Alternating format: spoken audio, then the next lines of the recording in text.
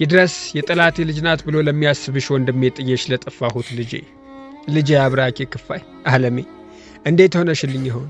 እኔማ አንቺን ናፍቆት አዝዬ እሽሩሩ እያልኩኝ በሰው ሀገር እንከራተታለሁ። ልጄ በአንቺ ናፍቆት እየተሰቃየው ነው ብልሽ መቼም ሃይውሸትሽ ማለትሽ አይቀርም አይደል? እና ከናፈቅሽኝ አትመጭም እንደምትኝም አውቃለሁ። ግን አትፍረጅብኝ ልጄ። ከሞት ያተረፈኝም ያንቺ መኖር እንጂ በምድር ላይ ተስፋዬ ሁሉ አልቆ የሞት አፋፍ ላይ ደርሼ ነበር። እኔ ምልሽ ግን ልጄ እማየስ ብለሽ ታውቂያለሽ? ግን እናቴ ናፈቀችኝ ብለሻቸው ምን አሉሽ? ሞታለች አሉሽ ወይስ ጥላሽ ጠፍታለች አሉሽ? አንቺስ አመንሻቸው ልጄ? እናትሽ እኮ በሕይወት አለሁ። ያንቺን አይን ማየት ብቻ ተስፋዬ ሆኖ ይኸው አለሁ እኮ። አንቺስ ግን እንዴት ነሽልኝ? ጨክነው የትም ጥለውብኝ ይሆን ወይስ እናቴ ሌላት ናት ብለው ለማደጎ ሰጥተውብኝ አንዱ ይዞሽ ጠፍቶ ይሆን? ልጄ እኔም ቦቀቅላ እቅፌ እንኳ ሳይሞቅሽ ጥየሽ ጠፋው አይደል? የኔ ዓለም ልጄ ይሄኔ ልጆች ሁሉ እናት አባቴ ሌላት እያሉን እንደኔ በብቸኝነት ማዕበል እያንገላቱሽን ልጄ ናፍቆቴ መቼ ነው ድምፅሽን ሰምቼ እማዬ ብለሽኝ የምሞተው? ልጄ መቼም ይሄን ሁሉ የምጽፍልሽ ብሞትም ብኖርም ምን ያህል እወድሽ እንደነበርና ትናፍቅኝ እንደነበር ቢገልጽልኝ ብዬ ነው። እኔ እናትሽ ጨካኞኝ እንዳይመስልሽና ብታውቂልኝ የምለውን ቀጣዩን ታሪኬን ጻፍኩልሽ። የመከራ ሕይወቴ የሚጀምረው አንቺን ከማርገዜ ከአንድ ወር በፊት ነው። ወንድሜና ያንቺ አባት በምን ጠላት እንደሆኑ ባላውቅም ጠላት በመሆናቸው ነበር። ነገሩ እንዲህ ነው። ያንቺ አባት እኔን አማሉና በቃላት ደልሎ ፍቅር አስይዞኝ የነበረው ለካ ወንድሜን ለመበቀልና የተወራረደበትን ሊበላ ነበር።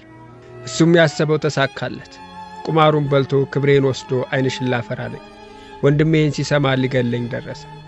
በእኔ የተበላው ቁማር እያንገበገበው፣ ለእናቴ ግን ለእኔ ክብር የተጨነቀ በማስመሰል ይቺ ዘልዛላ ልጅሽ የትም ስትንዘላዘል አገኘዋት አዋረደችን ብሎ ለእናታችን ተናግሮ በእናቴ አስረገመኝ። እኔ እነሱን ፉክክርና ጸባ ለማወቅ ነበር ከልጁ ፍቅር ያዘኝ።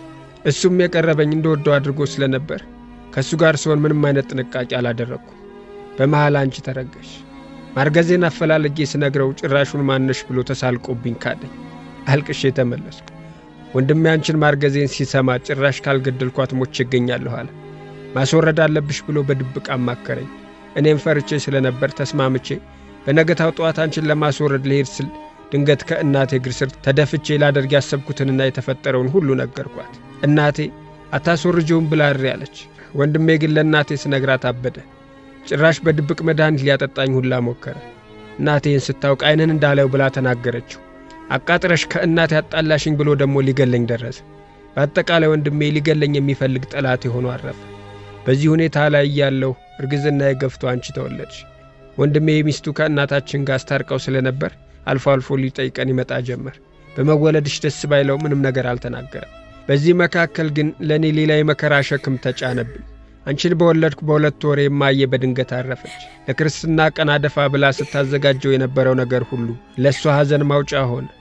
በላዬ ላይ ጨለማ ተደፋብኝ።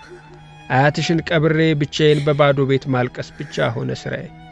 ለወንድሜ ግማሽ ሐዘን ቢሆንም ግማሽ ደስታ ሆነለት። እንዲህ ሆኜ ሲያየኝ ደስ አለው። ባየኝ ቁጥር ይበልሽ ከጠላቴ ጋር ተዳርተሽ ያመጣሽው ጣጣ ነው እያለ ልቤን በየቀኑ ያቆስለው ጀመር። በዚህ ሁኔታ ውስጥ እንዳለሁ ሌላ መከራ ደግሞ ወደ እኔ ማንዣበብ ጀመረ። እማዬ የነበረችበት ቤት የዘመዶቿ ስለነበር ሰዎቹ የአርባው ቤቱን እንደሚፈልጉት ነገሩኝ እና ከወንድምሽ ጋር ኑሪ የሚል የተንሸዋረረ ምክር መከሩ። የማስበውን ማወቅ አቃተኝ። ሊያከራዩት አስበው እንደሆነ ባውቅም እኔ ልክፈላችሁ ለማለት ገንዘብ ከየት ላምጣ? የምናገረውን አጣሁ፣ ጨነቀኝ። በስተመጨረሻ ጣዬ ጠላቱ አድርጎ ከቆጠረኝ ወንድሜ እጅ ላይ መውደቅ ሲሆን ታየ። ሰዎቹ የአንድ ወር ጊዜ ሰጡ። ሥራ ፈልጋለሁ ብዬ ያልገባሁበት ቀዳዳ የለም። ወሩ ደርሶ ወደ ወንድሜ ቤት መሄድ ግዴታ ሆነብኝ። ሚስቱ መንገድ ላይ አግኝታኝ ይዛኝ ገባች። በሐዘን መጎዳቴን አይታ አጽናንታኝ መበርታት እንዳለብኝ ቀስ ብዬ ሥራ መጀመር እንዳለብኝም ነገረች። እስከዛው ግን ያለመሳቀቅ እኛ ጋር መኖር ትችያለሽ አለች። እሱ ግን ማታ ሲመጣ ቤቱ ቁጭ ብዬ ሲያየኝ ፊቱ ሁሉ ተቀያየረ። የሚሆነውን አሳጣው። ብቻ ከሚስቱ ጋር መኝታ ቤት ብዙ ተጨቃጨቁ። ይሄኔ ልጄ አንቺ እቅፌ ውስጥ ባትኖሪ ኖሮ ካለሁበት 3ኛ ፎቅ ዘልዬ ብከሰከስ ደስ ይለኝ ነበር። ወንድሜ ያን ቀን በእኔ ቤት መምጣት ተናዶራት አልበላም ብሎ ተኛ። ተከራዩት ቤት ባለ 2 መኝታ ስለነበር አንዱን ክፍል ፍራሽ አንጥፋልኝ እንድተኛ አደረገች። ለአንድ ወር በሰቀቀን ኖርኩኝ። በዚህ መካከል ስራ እያጠያየኩኝ ሰነበትኩ። እሱም የሚያውቃቸው ደላሎች ጋር ስራ እንዲያጠያይቅልን ነግረነው ስለነበር አንድ ቀን አረብ ሀገር የሚልክሽ ደላላ አግኝቼልሻለሁ አለኝ። እኔም ሰርቼ መለወጤን እያሰብኩ ደስ አለኝ። ፕሮሰሱን እሱ ጨርሶልኝ በብድር ብር እንደሚልከኝና ብሩን በ6 ወር ደሞዝ ከፍዬ መጨረስ እንዳለብኝ ነገረኝ። ተስማማሁ። በ2 ወሬ ሁሉ ነገር አልቆ የሚሄድበት ቀን ደረሰ። እሱም አንቺን እንደሚያሳድግልኝ ነግሮኝ ከእቅፌ ተቀብሎኝ ቸዋለኝ። የጠላቴ ልጅ ናት ያላትን አቅፎች ሳይ አንዳች ነገር ሰውነቴን ወረረው። ቢሆንም ግን መሄድ ግዴታዬ ነበር። እንደምንም የ2 ዓመት ኮንትራቴን ጨርሼ የምመለስባትን ቀን እያሰብኩኝ ጨክኜ ልጄን ተለየሁሽ። ጡቴን ሳትጠግቢው ጥዬሽ ጠፋው ልጄ። በተስፋ የተጓዝኩበት የሰው ሀገር ግን እንደጠበቅኩት አልቀበላለኝ። አረብ ሀገር ሄጄም እድል ፊቷን ታዞርብኝ ጀመር። ሕገወጥ ተብዬ ለ2 ዓመት እስር ቤት ገባሁ። ወንድሜ ከ10 ወር በኋላ መታሰሬን ሰማ። እሱም ለኔ በተበደረው ምክንያት ታስሮ በዋስ እንደወጣና ተቸግረው ቤቱን እንደለቀቁ ሰማሁ። በዚህ ሁኔታ ለ2 ዓመት በእስር ቆየሁ። ከ2 ዓመት በኋላ ጠርዘው ወደ ኢትዮጵያ ሊልኩን ሲሉ በባዶ እጄ ኢትዮጵያ ብገባ ምን ሊፈጠር እንደሚችል ስለማውቅ ለመጥፋት ወሰንኩ። ቦታ ሊያዘዋውሩን ሲሉ እንደምንም ብዬ ሾልኬ አመለጥኩ። በአጋጣሚ ሀበሻ አገኘሁኝና ወሰደች። በሁለተኛው ቀን አንድ ቦታ አስቀጠረች። እዛም 6 ወር ከሰራሁ በኋላ ሰረቀችን ብለው የ2 ወር ብቻ ከፍለው አባረሩ። ይቺው ጓደኛዬ እንደገና አንድ አሮጊት ያለችበት ቤት አስገባች። እነሱ ጋር ስራው ቢከብድም ግን ባይሆን ቁጣው የቀነሰበት ቤት ገብቼ 2 ዓመት ሆነ። በዚህ መካከል የወንድሜ አድራሻ ጠፋብኝ። በቃሌ የማውቀው የእሱን ስልክ ነበር። ስልኩ 2 ዓመት ሙሉ ዝግ ነው። ጓደኛዬን ፌስቡክ ላይ አፈላልጌ የት እንዳሉ ጠይቅልኝ ብያት ኮንዶሚኒየም ከለቀቁ በኋላ የት እንደገቡና በምን ሁኔታ ላይ እንዳሉ አላውቅም አለች። ልጅ አድራሻሽ እንደጠፋ ገባኝ።